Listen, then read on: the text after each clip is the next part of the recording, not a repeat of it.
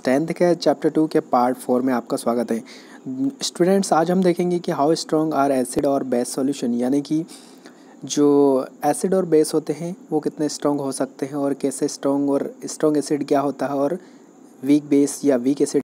तो strong acid क्या होते हैं, इसकी डेफिनेशन को आप यहाँ से देखिए। Strong acid dissociates completely in water to produce the maximum number of H+ ion.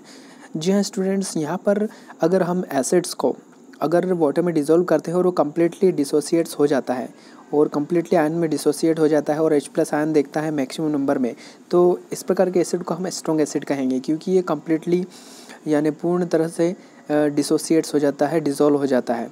तो इस प्रकार के एसिड को हम स्ट्रॉन्ग एसिड कहते हैं। For example, hydrochloric acid is completely ionised in water, so it is called strong acid. तो इस प्रकार आप समझ ही गए होंगे कि स्ट्रॉन्ग एसिड वो होता है जिसको जब हम किसी भी सॉल्वेंट में अगर डिज़ोल्व करें या फिर वाटर में डिज़ोल्व करते हैं तो वो कम्प्लीटली डिसोसिएट्स हो जाता है और उसके आयन अलग हो जाते हैं और इस प्रकार से H+ आयन देता है।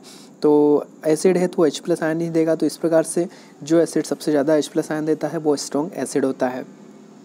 यहाँ पर हम दूसरे एग्जांपल जैसे देख लेते हैं कि और कौन कौन से कुछ एसिड, जैसे strong acid are hydrochloric acid, यानी कि हाइड्रोक्लोरिक एसिड HCl है, वो भी स्ट्रॉन्ग एसिड है। यहाँ पर परक्लोरिक एसिड दिया है HClO4, ये भी एक स्ट्रॉन्ग एसिड है। नाइट्रिक एसिड और इसके अलावा सल्फ्यूरिक एसिड। तो ऐसे कुछ एग्जाम्पल भी है जिसको आप लर्न कर सकते हैं और यहाँ पर आप समझ ही गए होंगे कि स्ट्रॉन्ग एसिड क्या होता है।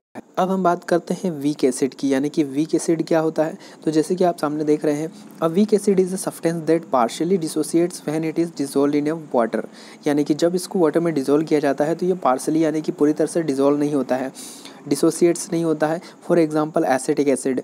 एसिटिक एसिड को जब भी आप वाटर में डिसॉल्व करेंगे तो acetic acid is partially ionized in water to produce a small amount of hydrogen ion, यानी कि इसमें भी हाइड्रोजन आयन तो प्रोड्यूस होते हैं बट ये मिनिमम क्वांटिटी में होते हैं, कम क्वांटिटी में होते हैं। तो इस प्रकार के एसिड जो कि वाटर में डिसॉल्व करने पर पूरी तरह से डिसोसिएट्स नहीं होते हैं, डिसॉल्व नहीं होते हैं, या फिर कुछ क्वांटिटी में H+ आयन देते हैं, तो इस प्रकार के एसिड्स को हम कहेंगे वीक एसिड। तो यहाँ पर आप देख सकते हैं जैसे कि दिया है CH3COOH एसिटिक एसिड, ये भी एक वीक एसिड है। फॉर्मिक एसिड HCHOOH, ये भी क्या है, एक वीक एसिड है। बेंजोइक एसिड जो कि नीचे की ओर दो जगह यहाँ पर एग्जांपल में दे दिया है, बेंजोइक एसिड C6H5COOH, तो ये भी एक वीक एसिड है।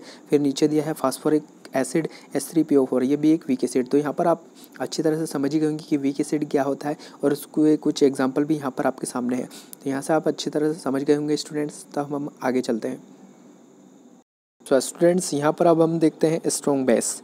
तो स्ट्रॉन्ग बेस क्या होता है, a base which completely dissociates in water and produce a large amount of hydroxide ion, यानी कि हमने जो एसिड में देखा था बस उसके थोड़ी सी डिफरेंट है। यहाँ पर बेस, जब भी बेस को हम वाटर में डिसॉल्व करते हैं तो ये कम्प्लीटली आयोनाइज्ड हो जाता है, कम्प्लीटली डिसोसिएट्स हो जाता है और ये लार्ज अमाउंट में हाइड्रोक्साइड आयन प्रोड्यूस करता है।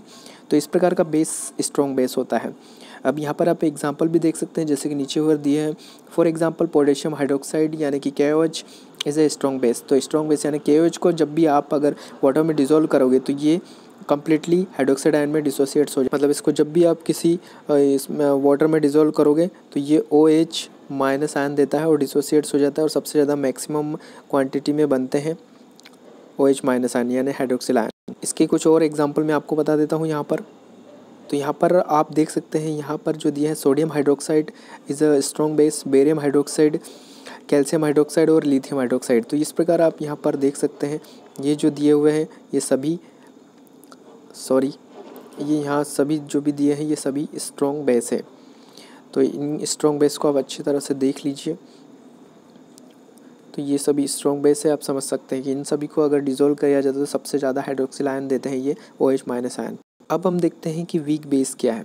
तो वीक बेस जैसे कि आप यहाँ पर देख रहे हैं, वीक बेस की डेफिनेशन दी है, a base which is partially ionized in water and produce small amount of hydroxyl ion are called weak base. यानी कि आप अच्छा समझ सकते हैं कि एक ऐसा बेस जिसको आप जब भी वाटर में डिसॉल्व करते हैं तो ये स्मॉल अमाउंट यानी बहुत ही कम क्वांटिटी में पार्शियली अमाउंट में हाइड्रोक्साइड आयन प्रोड्यूस करता है। तो इस प्रकार के बेस को आप वीक बेस कहेंगे। इसका यहाँ पर एग्जाम्पल नहीं दिया है, मैं आपको बता देता हूँ कि जैसे जो KOH है, KOH, तो ये है एक वीक बेस। इसके अलावा आप यहाँ पर देख सकते हैं example of weak base, ammonia, sodium bicarbonate. तो ये एग्जांपल है वीक बेस के। तो आप अच्छी तरह समझ गए वीक बेस क्या होते हैं।